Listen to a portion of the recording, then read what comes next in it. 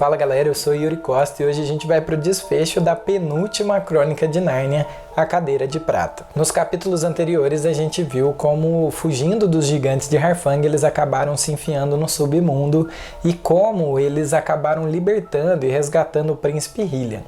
Também a gente viu como eles decapitaram a antiga serpente e na fuga eles pegaram um terrícola para entender o que estava se passando ali. O terrícola que eles capturaram era um gnomo chamado Golgo e ficou profundamente aliviado de saber que a feiticeira estava morta.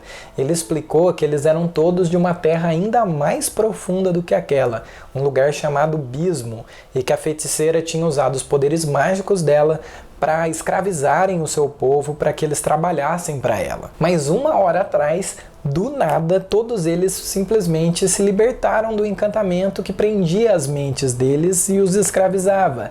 E uma fenda para Bismo se abriu novamente. Era de lá que vinha toda aquela luz vermelha que preenchia a caverna. Eles estavam prontos então para voltar para casa, mesmo que eles tivessem que lutar contra a feiticeira para isso. O Golgo, assim como os demais terrícolas, achavam que eles estavam vindo em nome da rainha, mas agora ele sabia que na verdade eles tinham matado a feiticeira. Pediram então para o gnomo que ele direcionasse eles para o túnel que ia dar nas terras de cima, que eles estavam cavando recentemente, estavam quase chegando lá, e ele indicou para eles o caminho, mas antes eles passaram em frente à fenda para Bismo, e eles começaram a admirar o rio de lava lá embaixo. Nisso o Golgo convidou Hylian e os demais para visitarem Bismo, e o príncipe ficou profundamente tentado.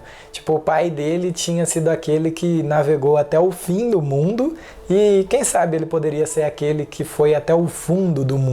Nessa hora o Eustáquio se lembrou do seu velho amigo Hip-Chip e também estava bem propício a aceitar aquela nova aventura, mas a Gil não aguentava mais nada daquilo, queria ir embora, e o Paulama lembrou também o príncipe Hylian que se ele quisesse ver o seu pai vivo, eles precisavam ir embora logo, eles não podiam mais perder tempo. Além disso, as águas do mar subterrâneo continuavam a subir. Mais lentamente, é verdade, mas continuavam subindo. E as luzes azuladas, das varas estavam começando a apagar também. Eles seguiram então pelo túnel por um longo caminho e uma a uma as luzes realmente foram se apagando até que eles ficaram no breu total. E mesmo assim, como era só um único caminho, eles continuaram seguindo em frente. Eles foram até o fim da linha, e então a Gil subiu nas costas do Paulama, vendo uma fresta de luz para o lado de cima, e com grande esforço começou a tirar, a cavar a terra da frente, e percebeu que ali era uma toca ou algum tipo de buraco, alguma coisa assim. Em um segundo ela foi puxada para cima, e os demais ficaram com medo por ela, mas ela estava bem, ela estava em Nárnia. Na verdade, ela tinha saído no meio de uma festa ao luar, com anões, animais, faunos, dríades, e todos eles estavam dançando ali, e quando eles viram a garota, eles pararam tudo para socorrê-la. Então eles começaram a cavar e retiraram o Eustáquio, depois o brejeiro, e aí por fim o Hylian e os dois cavalos. Quando eles retiraram o príncipe, houve um breve silêncio, porque eles mal podiam acreditar no que eles estavam vendo, e aí uma explosão enorme de gritos, vivas e risos, porque finalmente eles tinham encontrado o príncipe perdido há tantos anos. Todos então comeram da ceia preparada para a festa e contaram toda a história. Como a feiticeira tinha se transformado numa serpente e matado a rainha, como ela tinha enganado e escravizado o príncipe Hylian por todos esses anos, e como ela pretendia escravizar a própria Nárnia através do herdeiro do trono. Mas agora eles finalmente estavam salvos. Eles descansaram ali mesmo naquela noite porque eles estavam exaustos, e na manhã seguinte eles acordaram bem tarde e descobriram que os esquilos já tinham dado a notícia em Cair-Paravel do reencontro do príncipe perdido. A Plumalume, a coruja, estava ali também porque ela tinha ido avisar o príncipe Hylian que ele devia ir para o cais se encontrar com seu pai. Ao que tudo indica, o Caspian tinha tido mesmo um encontro com Aslan em alto mar e ele estava voltando por ter sido avisado que ele devia encontrar o seu filho perdido em Nárnia. As crianças tomaram café da manhã, se despediram do Paulama brejeiro e foram para o cais montadas em centauros, o que é uma grande e rara honra. Mas quando eles chegaram lá, eles só viram o príncipe de longe, porque tinha uma enorme multidão em volta dele. O navio atracou, mas não foi o rei que desceu. Alguém muito triste parecia dar notícias para o príncipe, e então carregaram barco afora o rei em um leito muito fraco e debilitado. Ele sorriu abençoou seu filho, que o abraçou apertado, e então Caspian X faleceu. Todos choravam. Jill chegou a desejar que eles estivessem em casa, e quando ela disse isso e o Eustáquio concordou, eles escorregaram dos centauros e deram de cara com o próprio Aslan. Eles pediram para voltar para casa e o leão consentiu, e mais uma vez ele soprou. Mas dessa vez não eram eles que saíram flutuando, mas tudo à volta deles parecia estar sendo soprado para longe.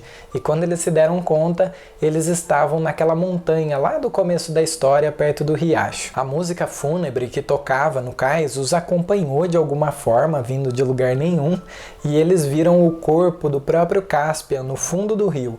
A correnteza parecia uma espécie de caixão cristalino. Os três choraram, inclusive o leão. Aslan então pediu para o Eustáquio buscar um grande espinho na mata um pouco adiante, e quando ele voltou com o espinho, ele pediu para que o menino espetasse ele na pata do leão.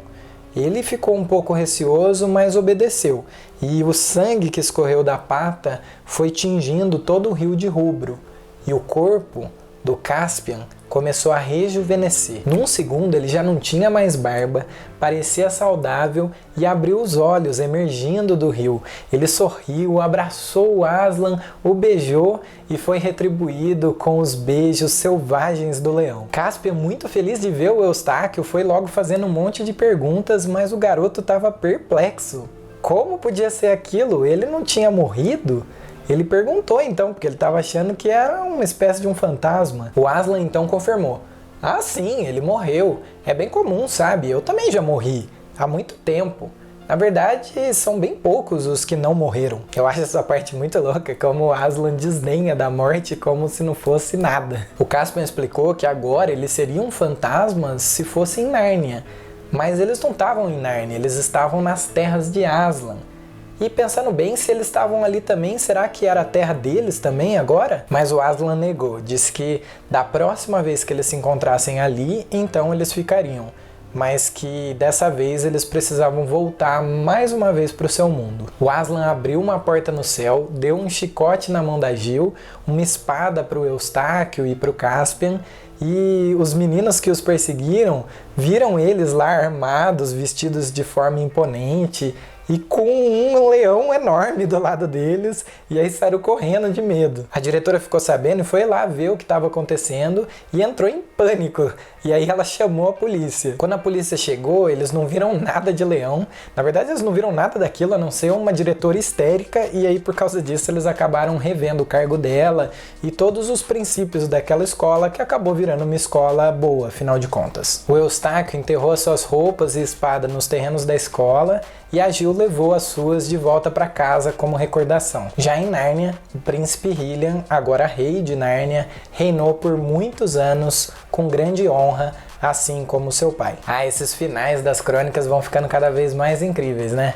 Então se você gostou, dá o like no vídeo e se prepara, porque semana que vem começa a última crônica de Nárnia. E claro que o final dela é o mais incrível de todos. Então aguarde com grande expectativa e nunca se esqueça dos sinais.